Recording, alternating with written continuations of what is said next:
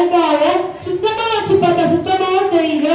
அது போல வலைத்தளங்களை நம்ம கெட்டதா பதமா தடையாகவும் நல்லதா பதமா துணையாகவும் இருக்கும். கடவுளுக்கு நீர் பிடிக்க வலை தேவை, கடவுளுக்கு படிக்க வலை பின்னால் தேவை.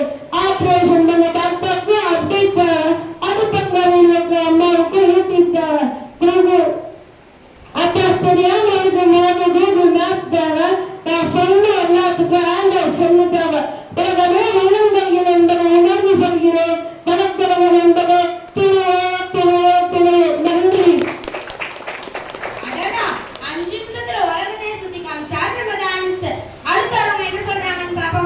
பெண்கள் அணியிலிருந்து தன்ஷிகா வாங்க.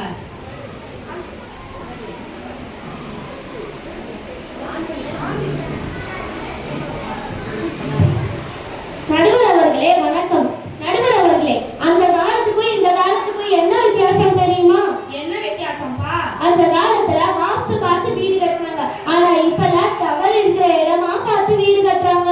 எதுக்கு? அந்த பேஸ்புக் யூடியூப் பாக்குறதுக்கு. அந்த காலத்துல ஆமா புகுந்த வீடு நல்லா இருக்காதுன்னு சொல்லுவாங்கல்ல. ஆமா புகுந்த வீடு நல்லா இருக்காதுன்னா என்னைக்கு ஆண்ட்ராய்ட் புகுந்த மனசு சத்தியமா நல்லா இருக்காதுங்க. ஒரு காலத்துல வேர்க்க விழுவிழுக்க விளையாண்டோம். நம்ம தாத்தா பாட்டி எல்லாம் ஆரோக்கியமா இருந்தாங்க. ஆனா இன்னைக்கு அந்த செல்போன்ல பேட்டரி இருக்கிற வரைக்கும் தான் சுறுசுறுப்பாவே இருக்கிறாங்க. நம்ம நேரத்தை திருடக்கூடிய ஒரு மிகப்பெரிய திருடன் யார் தெரியுமா நடுவர்களே? யாருப்பா? இந்த சமூக வலைதளங்கள் தான். இதுக்கு ஒரு சின்ன எடுத்துக்காட்டு சொல்றேன். கடைக்கு ஸ்நாக்ஸ் வாங்க போறவங்க ஒரு பொருள் வாங்க தான் போயிருக்கோம். ஆனா அங்க டிஸ்பிளே பண்ணி வச்சிருக்க ஸ்நாக்ஸை பார்த்து சாப்பிடணும்னு ஆசை வந்துடும். அதே மாதிரிதான் நம்ம அந்த சமூக வலைதளங்கள்ல எல்லாரும் ஒரு வீடியோ பார்க்க தான் போயிருக்கோம். ஆனா நம்மளே அறியாம அதுலயே மூழ்கிடுவோம். இந்த சமூக வலைதளங்கள் என்பது ஒரு கத்தி மாதிரிதான். கத்தி ஆட்டிலையும் வெட்டும், ஆளையும் வெட்டும். அதை நம்ம எப்படி பயன்படுத்துறோம், எதுக்காக பயன்படுத்துறோம் தான் நன்மை தீமை இருக்கு. இந்த சமூக வலைதளங்கள் இருக்கிறதுனால என்னென்ன இழந்துட்டு இருக்கோம் தெரியுமா? முதல்ல எல்லாம் அப்பா அம்மா மேல உட்காந்து அவங்க சொல்ற கதையை கேட்டு வளர்ந்த குழந்தைங்க இன்னைக்கு ஆளுக்கு ஒரு போனை பார்த்து கேம் விளையாடிக்கிட்டோ சாட் பண்ணிக்கிட்டோ தேவையற்ற வீடியோக்களை பார்த்துக்கிட்டும் இருக்கிறாங்க. இதனால பெற்றோர்களுக்கும் குழந்தைகளுக்கும் உள்ள பாசப்படுத்த கொஞ்சம் கொஞ்சமா குறைஞ்சிட்டே வருது. நடுமுறைகளே, அந்த காலத்துல டிவி போனு இந்த மாதிரி எதுவுமே இல்லை. அதனால அவங்க ஈஸியா படிச்சுட்டாங்க. ஆனா இன்னைக்கு டிவி போனு லேப்டாப் டேப் இந்த மாதிரி நிறைய எங்களுக்கு எடுக்கிற விஷயம் இருக்கு. இதுக்கு மத்தியில நம்ம படிச்சு ஃபர்ஸ்ட் மார்க் வாங்குறதே பெருசு. அதனால எங்க அன்னைக்குதான் நம்ம சரணமா தீர்வு சொல்ல நடுவர் அவர்கள். நன்றி.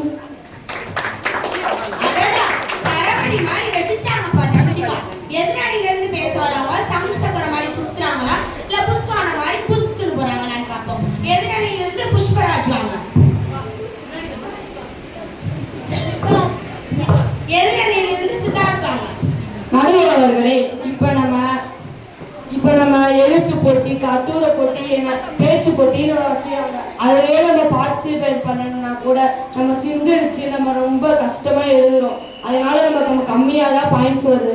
இதே நம்ம கூகுள் சாட்ஜிபி ஆப் மூலமா நம்ம போட்டா ஈஸியா எளிதாகவும் நமக்கு அதிகமா பாயிண்ட்ஸும் கிடைக்கும். நம்ம சொல்லிக்கூடியது எளிதாகவும் அனைவருக்கும் புரியும்படி சொல்ல முடியும். இப்போ நம்ம 7th படிக்கிறதுனா கூட 7th சம்மு டவுட் இருந்தா கூட நம்ம கூகுள் சாட்ஜிபி ஆப் மூலமா போட்டு ஈஸியா நம்ம பண்ணலாம். இப்போ நம்ம கொரோனா டைம்ல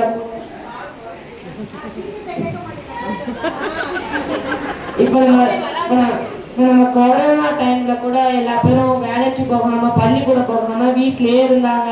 அதனாலதான் இது கவர்மெண்ட் ஆன்லைன் கிளாஸ் ஆரம்பிச்சாங்க. வீட்லயே மிஸ் ஆன்லைன் கிளாஸ் நடத்துற மாதிரி. இப்போ நம்ம டிஎம்பிசி, ஜேஇ, ஐபிஎஸ், ஐஏஎஸ்ல கூட எக்ஸாம் வச்சா எக்ஸாம்ல ப்ரிப்பேர் பண்ணணும்னு 1000 ரூபாய் செலவழிச்சு புக் வாங்குறாங்க.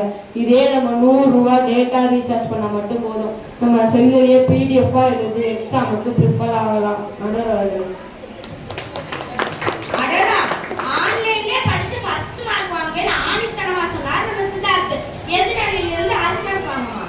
அனைவருக்கும் வணக்கம். நடுவர் அவர்களே, பழைய பாட்டாங்க ரஜினி சிங்க டைலாக் மாதிரி நான் டைலாக் சொல்லட்டுமா?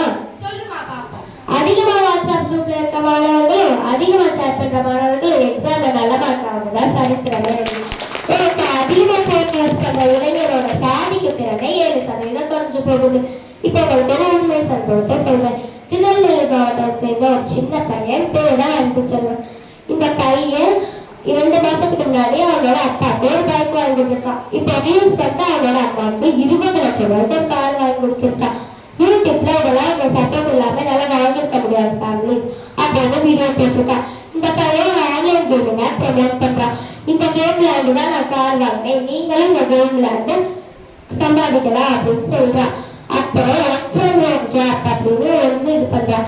இப்போ நீங்க 1000 ரூபாய் கட்டிங்கன்னா 10000 ரூபாய் சம்பாதிக்கலாம், 10000 ரூபாய் கட்டிங்கன்னா 40000 ரூபாய் சம்பாதிக்கலாம் அப்படின்னு போட்டோடனே எல்லாரும் பேராசையில காசு கட்டுறாங்க. நீங்க போட்ட காசு உங்களுக்கு வேணும்னா இன்னும் 3000 ரூபாய் கொடுங்க, இன்னும் 5000 ரூபாய் கொடுங்கன்னு எல்லாத்தையும் வாங்கி ஏமாத்தி வச்சிருக்கா. இதோ நிறுத்தாம பல இன்ஃபுளுசர்ஸ் கிட்ட போய் இவனுக்கு உடம்பு சரியில்லை, கேமராமேனு கால் உடஞ்சிருச்சு, அம்மா கை உடஞ்சிருச்சு அப்படின்னு சொல்லி எனக்கு 7000 ரூபாய் கொடுங்க, 10000 ரூபாய் கொடுங்க, நான் திருப்பி தந்துடுறேன் அப்படின்னு சொல்லி வாங்கி யார்கிட்டையுமே தரல. இதெல்லாம் சமூக வலைத்தளத்துல போட்டதால எல்லாரும் பார்த்து காசு போடாங்க. அளவுக்கு மிஞ்சினால் அமுதம் நஞ்சு அப்படின்னு பழமொழியே இருக்கு. ஒரு கல்லூரி படிக்கிற மாணவன் நல்லா படிக்கிறவன் காலையில நைட் 9 மணிக்கு தூங்கிட்டு காலையில 4 மணிக்கு எழுந்திரிச்சு படிப்பான். அவன்கிட்ட போன் இருக்கு, தேவைப்பட்டா மட்டும் யூஸ் பண்ணிக்குவான். எல்லாரும் இந்த போன் பாக்குறாங்களே, இந்த போன்ல அப்படி என்னதான் இருக்கு நம்மளும் பார்ப்போம். போன் பார்த்து நைட்டு 12 மணி வரைக்கும் பாக்குறான். நைட்டு லேட்டா தூங்கி காலையில லேட்டா எந்திரிச்சா அவன் படிக்கல அப்படின்னு சொல்லி புக்கை திறந்து படிச்சான். அவனால படிக்கவே முடியல. நைட்டு பார்த்த போன் ஞாபகம் தான் வருது. இதெல்லாம் நம்ம போன் பார்த்ததால தானே அப்படின்னு சொல்லி அவனே காயப்படுத்திக்கிறான். ஒரு கிலோ தக்காளி விலை எவ்வளோன்னு கேட்டா தெரியல, ஆனா 1 GB எவ்வளோன்னு கேட்டா தெரியுது. எங்க முண்டாசு பாக்குறவங்க என்ன சொல்லிருக்காங்க தெரியுமா? ஓடி விளையாடு பாப்பா, அது எழுந்திருக்கலாகாது பாப்பா. இந்த பாட்டை நீங்களே கேட்டுட்டீங்கல்ல. அதை இப்ப எப்படி மாட்டி வச்சிருக்காங்க தெரியுமா? நீ ஆன்லைனில் விளையாடு பாப்பா, ஆஃப்லைனில் இருக்காதே பாப்பா, போனில் விளையாடு பாப்பா, டேபையும் விடாதே பாப்பா, காலை எழுந்தவுடன் ஃபேஸ்புக் பதிவு கொடுத்து நல்ல ஸ்டேட்டஸ், மாலை முழுவதும் பல போட்டோஸ் என்று வழக்கப்படுத்திக் கொண்டு பாப்பா, லைக் பண்ணி யூஸ் பேசு பாப்பா, கமெண்ட் பண்ணி கடுப்பேத்து பாப்பா. இதை கேட்டா நான் விடாசு பண்ணுங்க வருமா வராத? நீங்களே சொல்லுங்க.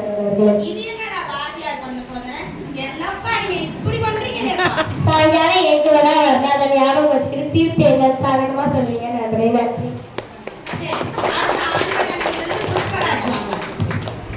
இப்போ நம்ம சோசியல் மீடியா உதவியால கவர்மெண்ட்ஸ் நலத்திட்டங்கள்லாம் நம்மளால உடனுக்குடன் தெரிஞ்சுக்க முடியுது. சில பசங்க எல்லாம் வேலைக்காக வெளிநாட்டுக்கு வெளியூருக்குலாம் போறாங்க. அவங்களால அவங்க அம்மா அப்பாவை பார்க்க முடியல. ஒரே கிளிக்ல வாட்ஸ்அப் வீடியோ கால் பண்றது மூலியமா இப்போ பார்த்து பேசிக்கலாம். இல்லாம ரொம்ப தூரம் போக தேவையில்ல, வீட்டுல இருந்தபடியே நம்ம QR கோட் ஸ்கேன் பண்றது மூலியமா பேங்க்ல பணம் போட்டுக்கலாம், இபி கட்டிக்கலாம். ரொம்ப தூரம் போக முடியாது அவங்களால ஓலா, ஊபர், ரேபிடோ இந்த மாதிரி இருங்க யாரோட உதவி இல்லாம அவங்களா எங்கனாலும் போய்க்கலாம். ஜொமேட்டோ, ஸ்விக்கி இருக்கிறதுனால நம்ம சமைக்க தெரியலனா கூட சாப்பிட்டுக்கலாம். நன்றி. எதுக்குமா ஹோட்டலா போய் அலைஞ்சுக்கிட்டு ஜொமேட்டோல ஆர்டர் போடுங்க, ஜம்முன்னு சாப்பிடுங்கன்னு சொல்லியிருக்காங்க. நம்ம பெண்களாச்சு எங்க அப்பா தாக்கா ஆனாவே போட தெரியாது, அது எப்படிப்பா ஆர்டர் போடும்? பெண்கள் அணிலிருந்து நிற்கிறாங்க. அனைவருக்கும் என் வணக்கம். இதெல்லாம் சொன்னாங்களே, இதனால என்ன உடல்நல பிரச்சனை வரும் தெரியுமா உங்களுக்கு? தெரியாதே, சொல்லுமா. இது ரொம்ப நேரம் பார்க்கறதுனால கண் பிரச்சனைகள், உடல் பிம்பம் போன்ற நிறைய பிரச்சனைகள் வருது. அது மட்டும் இல்லாம இது ரொம்ப நேரம் பார்க்கறதுனால ஹீட் மூலியமா முடி கொட்டுறதும் இருக்கு. ஸ்பெயின் நாட்டில் 16 வயசுக்கு கீழே இருக்கவங்க இந்த மாதிரி மொபைல், இந்த சோஷியல் மீடியாலாம் யூஸ் பண்ணவே கூடாது. நம்ம நாட்டில் அப்படி ஒரு சட்டம் வச்சா நல்லா தான் இருக்கு. இவர் சொல்கிறாரு ஸ்விக்கியில் ஆர்டர் போட்டு சாப்பிட்லாம், ரேபிட்டோவில் போகலான்னு. ஆனால் அதில் ஸ்பேம் அலாட், அதாவது ஓடிபி கேட்குறாங்க. அந்த ஓடிபி மூலயமா ஸ்பேம் அலாட் காசு போகுது. 45% ஆஃப் டீனேஜ் பசங்க இதை யூஸ் பண்ணுறதா நாட்டு மூலயமா கூடுறாங்க. அது மாதிரி 65% ஆஃப் சோஷியல் மீடியா யூஸ் பண்ணுற நாட்டுக்கு நன்மை செய்யறத விட தீமையே செய்யுதுன்னு சொல்கிறாங்க. இந்த மாதிரி நிறையா பிரச்சனைகள் இது உண்டாக்குது. இதனால இது தடை என்று நான் கூறி இத்துடன் விடைபெறுகிறேன். பொங்கல் மாதிரி பொங்குடாங்கப்பா நம்ம நித்யா. எதிரணியிலிருந்து பேசுறவங்க அப்பள மாதிரி பொறியிறாங்களான்னு பார்ப்போமா? எதிரணியிலிருந்து லத்தீஸ்வரன் வாங்க. எல்லாருக்கும் வணக்கம். நடுவரமா உங்களுக்கு வணக்கம். இப்போ வந்து நம்ம கவர்மெண்ட்ல இருந்து மாசம் மாசம் 1000 ரூபாய் போடுறாங்க இல்லையா, அது வந்து நம்ம அக்கௌண்ட்டுக்கு வர்றதுக்காண்டி வரும்ல. அப்போ வந்து நம்ம போன்லயே நம்ம மெசேஜ் காமிச்சிரும் நம்மளுக்கு இப்படி பணம் வந்திருக்கு அப்படின்னு. முதல்லலாம் இப்படி காசு போட்டாங்கன்னா இடைத்தரகர்கள் இருக்காங்க இல்லையா, அவங்க வந்து பாதி காசை வந்து அபகரிக்கிற மாதிரி ஆயிரும், பாதி பேருக்கு காசே போகாது. அதனால இந்த சோசியல் மீடியா இருக்கனால நம்மளுக்கு அந்த மெசேஜ் வந்துருது. இதனால நம்மளுக்கு சோசியல் மீடியா வந்து ரொம்ப பயனா இருக்கு. அதுவும் இல்லாம